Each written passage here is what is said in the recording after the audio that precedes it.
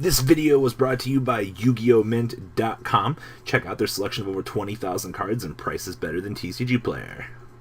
Alright, what's up YouTube, Uncle 40 here. We're going to be showcasing off Touken Ranbu today, actually showing off the new Easy Shuffle sleeves from Eternal Relic Games. So, if you guys are interested in getting some good cheap sleeves, they're $1.99 each, which is extremely nice.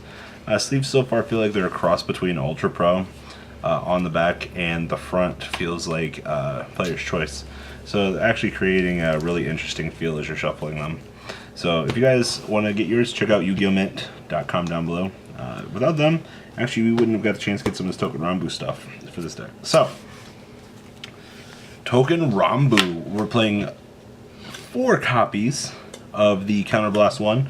Decide if you want to look at the top card of your deck, either draw it, send it to the bottom, then draw a card, and then Soul Charge 1. Really powerful Breakside skill. Actually really loving this. Right now we're playing 1 copy of each of the Legions. These are mates. This has the ability to restand. This has the ability to give additional power in the front row. It's definitely an interesting combination for a Legion pair, both being grade 3, and they both have the Legion symbol on both sides. But you're playing this for the additional pressure to recycle triggers, and did I mention that this thing can restand? So there's those. We're also playing 1 copy of the other Breakside, which will be, when you stride on top of him, each of your front row units gets plus 3,000 power. Just an additional Breakside target. We've been considering playing this guy. So far, we're still testing this and having a little bit more of a diverse grade 3 lineup, but we are going to give these a test here soon. But for the most part, these were okay for testing. You just usually want to see this guy. So, alright, so those are our 7 grade 3s. Grade 2s. This ridiculous card that has Gen Break 2, when you drive check a grade 3, go ahead and restand him. He's an 11k attacker if you're at limit break 3, essentially. It's really ridiculous watching this card resolve and blow out your opponent. You can pull off, what was it, 7 attacks in a turn, depending on how your formation works. Kind of reminiscent of Aqua Force. You can do 7. You can do this, the back row booster, this, yes, back row booster in the front row. Good card. And then swing with the Vanguard, restand everything, and push for, 7 attacks. Yep, 7. Forgot the backstander. This guy, for every unit that attacks that is grade 2 or less, he gets 3,000 power. So if you have the booster and this guy, this thing becomes a mass powerhouse. And then, of course, our good Hammer friend over here, just Counterblast Soul Blast 1. When the attack hits, go ahead and draw a card and choose a card from your hand and call it to rear guard. So the additional attacker, Hammer is once per turn, which is kind of shameful, but they had limited a little bit. But Kakashi is pretty broken. Our last grade 2s are 2 Pak Wars at the moment.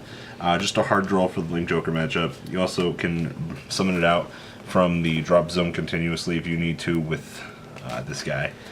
So just additional copies to ensure that we can get it. If not, you'd be playing 1 of it, or you can drop it as you need to. Grade 1s, we're playing 4 of the Counter-Charging Perfect Guard, 4 of the Stride Fodder. This card's actually ridiculous. Not much to say there. This guy has the ability to attack from the back row. You can Counterblast 1, Soul Blast 1, becomes an 11 or 16 can. Yeah. My bad. Big number. I'll remember that eventually. That's a good number. But just having it attack from the back row as a massive booster, or not as a booster, but as another attacker, is stupid. The really, really, really good Guardian card. So for those of you at home that don't know what this thing does, generate 1. Soul Blast 1, then you place on Guardian from your hand. You can go ahead and counter charge 1, and until the end of the turn, when this card's placed on the rear guard, you can return this thing to your hand. Drop. It's in drop. Oh, in drop. My bad. I'll remember this. Next up, 4 of the crits. The ability to give extra units power and send this into Soul to draw is really good. Actually, really, really liking this card. I didn't think I would. So there's those, and then 2 random named crits. Our triggers are a bit weird at the moment. We're testing 3 draw, 3 stand. We're leaning a bit further away from this. This is good though, but we want to see more draw to get further in the deck. Obviously, this draw is extremely good for the counter charging. It's one of the reasons, counter charging. It's one of the reasons why we're playing at the moment. Of course, 4 heal, and of course the ridiculous starter. As long as this thing doesn't Calibummed and sits on the field, if you have no face-up damage, you'll get to Soul Blast 1. You'll be able to counter charge 1, and at the end of the battle, this thing goes on the soul, and then you can draw a card if the attack hits. If not, you just enjoy your free counter charging. So that's the main deck. As I said, we're going to test heavier draw triggers, probably go to 6 and 6. If not, we're going to test 4 and 8 for the triggers, but for the most part, that's what we've done. The extra deck, these two don't seem to agree with me on this. 2 of this is a first stride target.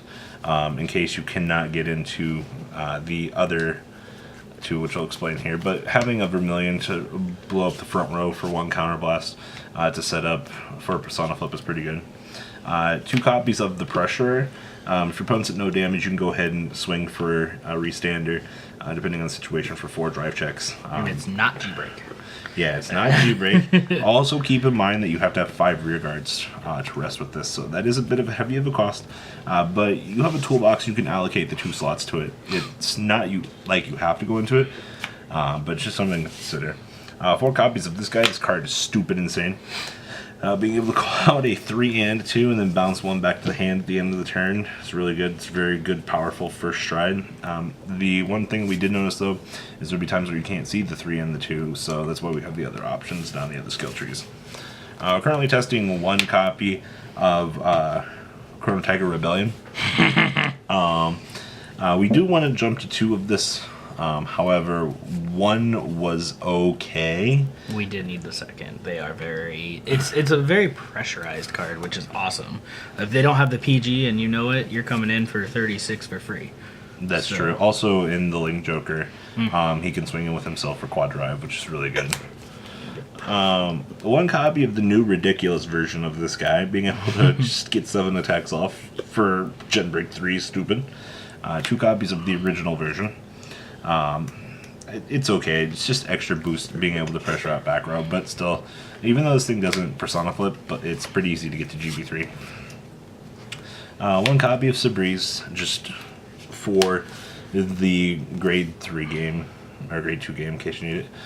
The ridiculous G Guardian, being able to pressurize the Vanguard and give it minus 10k. Kind of sucks that this only works for the battle and not the turn for Restanders, but still a very good card. Soul Blast, I become 25k the G Guardian, and 1 Gleam. We're probably going to jump this to 2. They want to test 2 of this so far, but I still like 1 Gleam. Just the generic ditch and go seems good. Also, your soul charging is very pressurized with this deck, so keep that in mind as well. But alright guys, this is our Touken Ranbu. Please check out the Easy Shuffle sleeves from our good friends over at YugiohMint.com. Actually, like I said, these are actually really cool. Having something similar to the rough Ultra Pro back and the nice softness of the front that has been given to us by Player's Choice throughout the years definitely gives you the best of both worlds. And these things actually shuffle relatively nicely. Pretty much the same as Ultra Pros or any of the other card games that you've seen throughout the years. So guys, $9.99 each, check them out.